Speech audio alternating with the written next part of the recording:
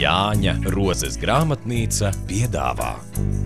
Izcilā amerikāņu rakstnieka Noas Gordona romāns Šamanis ir ģimenes sāgas triloģijas otrā grāmata, kas ir turpinājums latviešu lasītājiem labi zināmajai grāmatai Dziednieks.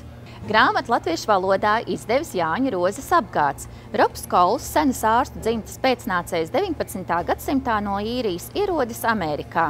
Viļoties Bostonas korumpētajā medicīnas vidē, Robs dodas uz rietumiem un pēc ilgākiem klejojumiem nonāk Ilinoisas pavalstī. Sastapšanās ar indiāņiem Robam paver jaunu pasauli. Savukārt dziedniece Šamane Makva Ikva drīz vien kļūst par neatsveramu palīgu apkārtnes cilvēku ārstēšanā. Laulībā ar Sāru, bijušo pacienti, Robam piedzimst dēls, kurš jau agrā bērnībā zaudē dzirdi. Sievas greizsirdība un dēla slimības traģiskās sekas tomēr nespēja salauzt Robu.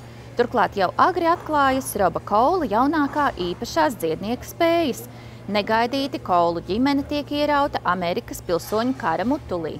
Šo un vēl citas grāmatas meklējiet visās Jāņa Rozes grāmatnīcās.